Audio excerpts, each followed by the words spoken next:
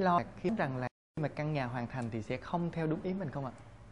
Chị với cái ý của chị á, thì chị nghĩ là đẹp hay không là do ở mình,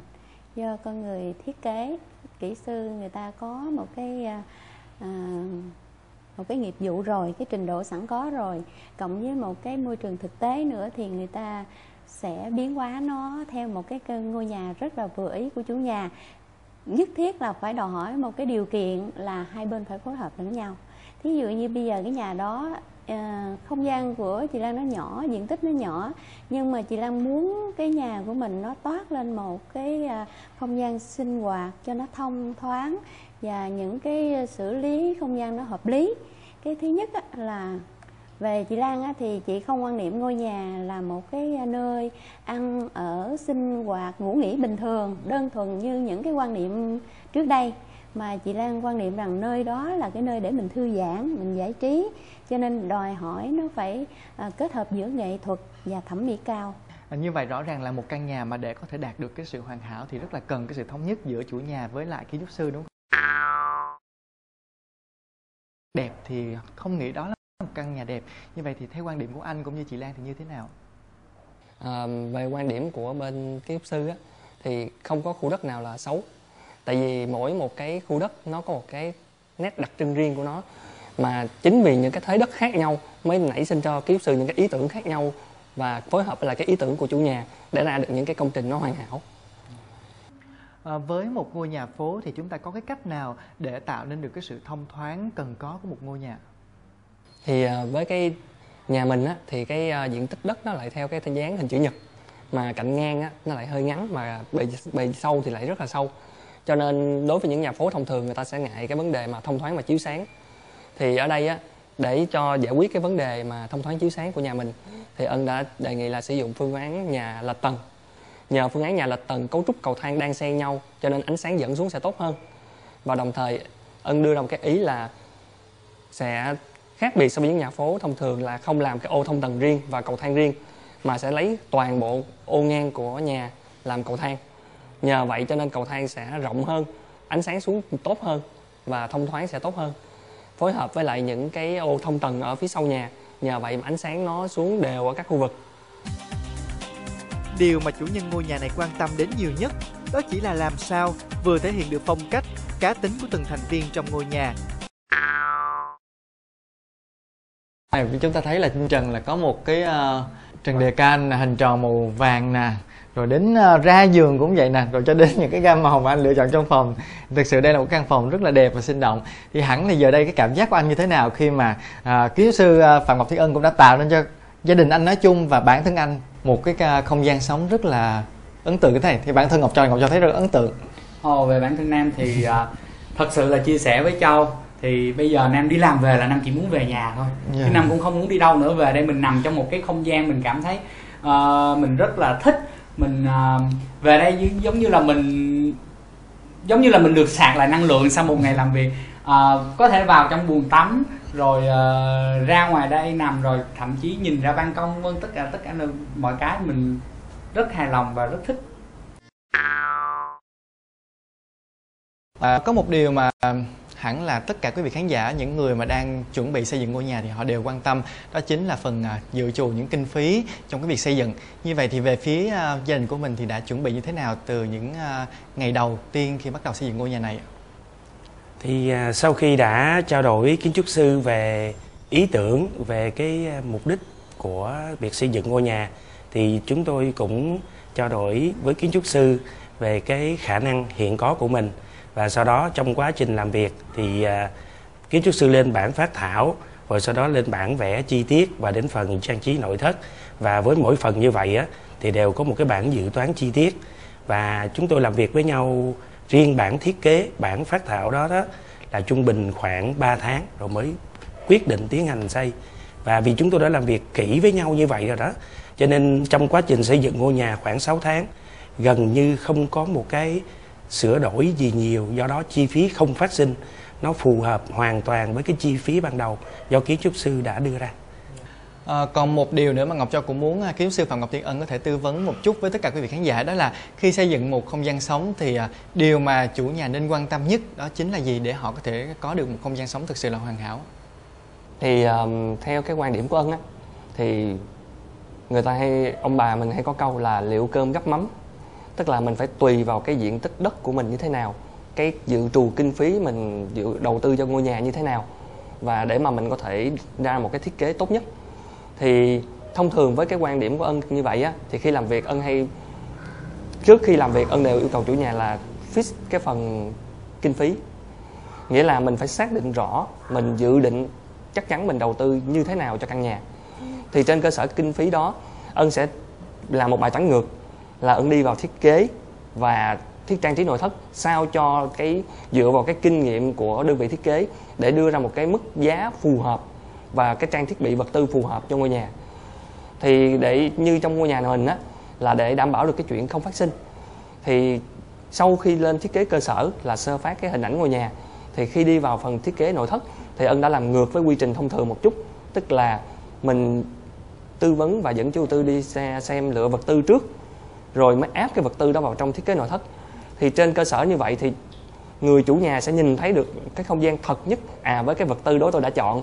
và cái không gian đó lên nó sẽ như vậy, và tôi cảm thấy hài lòng với cái không gian đó. Và cái vật tư đó đã khi đi lựa được cái sự tư vấn và tính toán về mặt kinh tế, cho nên là sẽ dự trù nó nằm trong phạm vi mức kinh phí đầu tư cho phép. Chính vì vậy mà cho nên khi mà đi lên thực tế thì ngôi nhà rất ít chỉnh sửa, và đồng thời là cái giá trị nó không phát sinh nhiều. Xin được cảm ơn kiến trúc sư Phạm Ngọc Thiên Ân và anh Tuấn chủ nhà ngày hôm nay đã dành thời gian để giới thiệu đến tất cả quý vị khán giả một không gian sống thực sự là rất ấn tượng. Và xin được chúc anh cùng với gia đình của mình thật nhiều sức khỏe và hạnh phúc. Và xin được cảm ơn kiến trúc sư Phạm Ngọc Thiên Ân và hẹn gặp lại anh trong những chương trình lần sau. Như vậy thì tình hình bão giá như vậy thì giữa chị Diễm cũng như kiến trúc sư Phạm Ngọc Thiên Ân đã đưa ra những cái giải pháp để khắc phục cái tình trạng này như thế nào ạ? Thì Diễm và cũng ngồi lại với lại kiến trúc sư Thiên Ân thì mình cũng bàn bạc trước sự thay đổi về giá cả, thì để vẫn bảo toàn được cái ý đồ về ban đầu và đảm bảo tính thẩm mỹ căn nhà, thì đã cùng ngồi lại và lựa chọn những vật liệu thay thế. Nó vẫn đảm bảo được cái công năng của nó, vẫn đảm bảo tính thẩm mỹ, nhưng mà giá cả thì nó hợp lý hơn, vẫn phù hợp với túi tiền của chủ đầu tư. Cụ thể là kiến trúc sư đã đưa những cái vật liệu thay thế như thế nào vào cho ngôi nhà này? Thì trong quá trình làm việc với chị Diễm thì Ân cũng đã theo cái quy trình thiết kế tương đối chuẩn, là mình cũng lên phương án thiết kế, lên phối cảnh để mà có thể hình dung ra tất cả các không gian, rồi triển khai hồ sơ kỹ thuật thi công và lập cái dự toán thi công tương đối chính xác với lại ngôi nhà. Thì trong quá trình làm việc thì Ân có bàn bạc với chị Diễm rất là nhiều về những cái vấn đề về lựa chọn những cái loại vật tư nào để phù hợp với lại cái công năng của chị. Thì chị Em không đi mà được anh có giới thiệu rằng là cái ngôi nhà này chỉ là một nhà phố thôi, và với cái nhu cầu của anh thì anh muốn có một hồ bơi trong nhà, nhưng mà thực sự là tôi rất là bất ngờ khi mà ngay tầng 1 mà lại không có hồ bơi như thế này đây. Như vậy thì không biết là cái lý do nào để anh quyết định là thiết kế một cái hồ bơi ngay tại tầng 1 của ngôi nhà của mình như vậy? Cũng do kiến trúc sư Thiên Ân thôi. Trong quá trình hai anh em bàn bạc, kiến trúc sư Thiên Ân mới tư vấn cho anh là bây giờ nếu mà để cái hồ bơi trên cao thì nó sẽ, thứ nhất là nhà phố thì mình không cái không gian của mình nó không được thoải mái, các nhà gần bên cạnh người ta sẽ dần thấy. Cái thứ hai là cái độ an toàn nó không được cao. Thì cuối cùng thì anh với Ân quyết định là sẽ làm ở từng lĩnh. Như vậy thì khi mà thiết kế cái hồ bơi ngay bên cạnh phòng khách thế này rồi thì anh cảm thấy như thế nào? Nói về cái không khí thì nó rất là tốt, tại vì nó cái hồ bơi là nó đã có nước rồi, mà mình tạo cái luồng gió vô, lúc nào mình cũng thấy cái phòng khách của mình nó, cái không gian của mình nó mát hết, nó không bị nó không bị cái hơi nóng đó.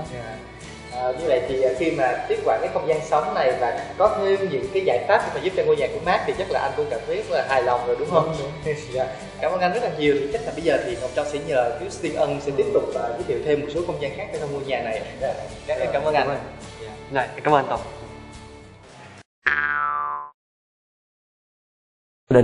Thì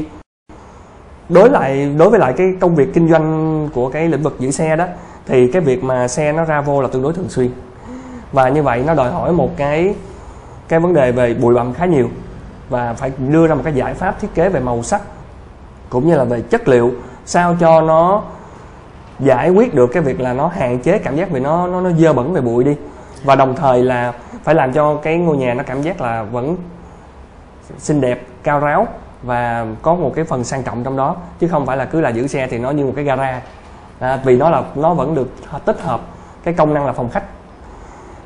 Và đồng thời là cái bếp á, thì lại là nhu cầu sử dụng chính của gia đình, cho nên là hiện nay thì trong gia đình lại đa phần là phụ nữ và cao tuổi, cho nên là cần có một cái mang lại một cái sinh khí mới cho gia đình để mà nó thoát ra được cái hiện trạng cũ đã tù túng và chật hẹp đi.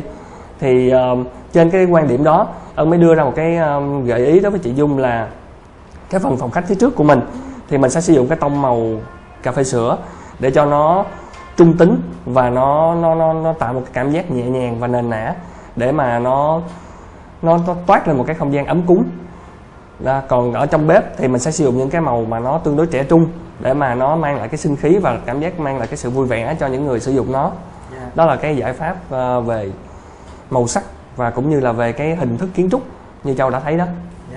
Và trước khi tiếp tục trò chuyện với kiến trúc sư Phạm Ngọc Thiên Ân thì Ngọc Châu xin được mời tất cả quý vị, chúng ta sẽ cùng lắng nghe xem vị chủ nhân của không gian sống này họ sẽ nói như thế nào, có những quan điểm như thế nào trong việc quyết định cải tạo không gian sống của họ, quý vị nhé. Thưa chị, là trong cái việc mà cải tạo cái ngôi nhà của mình đó thì chị đã đưa ra một cái quan điểm như thế nào đối với kiến trúc sư để họ có thể thực hiện theo đúng cái yêu cầu của chị, cũng như là trong cái quá trình mà cải tạo ngôi nhà đó thì cái điều gì là làm chị cảm thấy lo lắng và quan tâm nhiều nhất? Chào em, là vì vấn đề mà nhờ kiến trúc sư Phạm Ngọc Thiên Ân á, để mà xem xét lại cái nhà của chị, là muốn là thiết kế cho chị cho cái không gian nó thoáng, nó rộng, thấy nó mát mẻ, và đã được anh kiến trúc sư Phạm Ngọc Thiên Ân đã giúp đỡ cho chị. Thì khi đã hoàn thành cái công trình này đó thì gia đình chị cũng rất hài lòng và rất nhiều người khen. Thứ nhất là cái phần bếp, và luôn cả những hai cái phần gạch bên hông tường thì ai cũng đều khen cái loại gạch này thì nó rất là lạ. Thông thường thì mọi người vẫn thường chọn những cái loại gạch rẻ tiền thôi để ớt tại những cái chỗ mà để xe, nhưng mà vì sao lại chị lại quyết định là chọn một cái loại gạch là tương đối đắt tiền như vậy để ớt cho cái mảng tường tại cái khu vực này? Tôi chọn cái mẫu gạch này thì là chủ yếu về vấn đề là thẩm mỹ và cái chất lượng của nó, chứ không có quan tâm về vấn đề mà cái giá thành. Về vấn đề mà chọn cái loại gạch này thì là nó được một cái là nó tránh cái va đập vô trong cái tường thì nó đỡ bị trầy, và cái độ bóng của nó làm cho cái nhà mình nó sáng ra và nó có cái chiều. Khi mà sở hữu cái miếng đất này thì anh chị có cảm thấy lo lắng hay là lên một cái ý tưởng nào đó dành riêng cho cái không gian sống của mình sau này không ạ? Có chứ, nhưng mà tôi không có lo lắng gì hết á, tại vì có kiến trúc sư lo hết rồi. Tại vì cái phần đó là ngày xưa mà trước khi tôi mua miếng đất này á thì ở ngoài thấy đã hình vuông, khi mà đâu có biết là nó tẹt nó xéo đâu. Khi mà sau lên cột lên nhà xong xuôi mới thấy nó xéo, thì cũng giờ bên anh kiến trúc sư á nó tìm phương án nào nó chỉnh lại. Nhưng mà hiện giờ cái nhà bằng chỉnh rồi thấy sống cũng thoải mái. Vậy thì với anh Ân thì đâu là những cái giải pháp, những cái ý tưởng để anh thiết kế cho cái ngôi nhà này được xây dựng trên một cái mảnh đất bị xéo như thế? Thì như nãy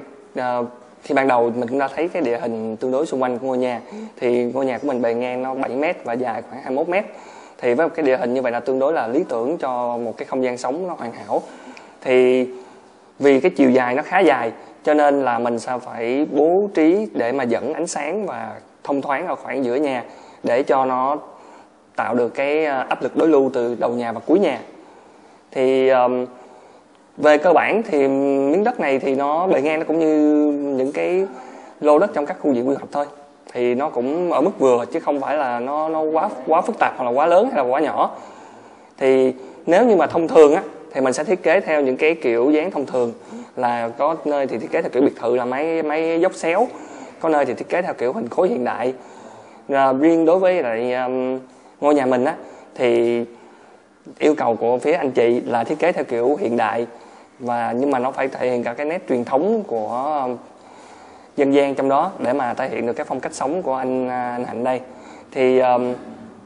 dựa vào các cái điều kiện đặt ra cũng như là cái yếu tố phong thủy của bên địa thế trong nhà và ngoài nhà thì mình mới căn cứ vào đó để mình ra được cái hình dáng và cái không gian thiết kế của mình. Vừa bước vào ngôi nhà thì cái cảm nhận đầu tiên của Ngọc Châu đó là cái mặt tiền trông rất là lạ. Như vậy thì đây là ý tưởng của chủ nhà hay là về phía kiến trúc sư ạ? Về cơ bản thì mình cũng lấy từ ý tưởng của chủ nhà là muốn có một cái không gian nó phải hiện đại và sáng sủa, thể hiện được cái phong cách khoáng đạt của người chủ nhà và kết hợp với lại kiểu thức không gian mái ngói, mái dốc để mà cái không gian bên trong nhà nó linh động chứ nó không có buồn tẻ. Thì mình cũng có căn cứ vào một số cái điều kiện về phong thủy của xung quanh ngôi nhà. Ví dụ như nếu mà nhìn từ bên ngoài nhà vào thì ngôi nhà nó sẽ mang dáng dấp nhấp nhô và hình khối của nó nghiêng về phía trước, thì nó dựa vào dáng dấp hình khối của một con rồng. Thì ở đây mình cần tạo ra hai cái khối để mà tạo thế lưỡng long nhất xuất, bởi vì theo cái địa thế phong thủy thì nhà mình lại nằm ngay vị trí ngã ba và cái con hẻm thì nó tương đối ngoằn ngoèo, nó hướng thẳng vào trong nhà. Vì vậy cho nên mình mới tạo ra cái thế phong thủy để mà trấn áp, đồng thời là vì cái đường hẻm ngã ba nó đâm thẳng vào cái trục khối của vị trí phòng khách, cho nên ngay chỗ vị trí phòng khách mình đã làm một cái mảng kiến lớn để mà nó thứ nhất là nó đem được cái ánh sáng rất là tốt cho ngôi nhà, tạo được cái không gian khoáng đạt. Thứ hai là về mặt phong thủy thì nó mang tính trong cái yếu tố là để khắc trị những cái vấn đề mà những cái điều kiện xấu của địa hình.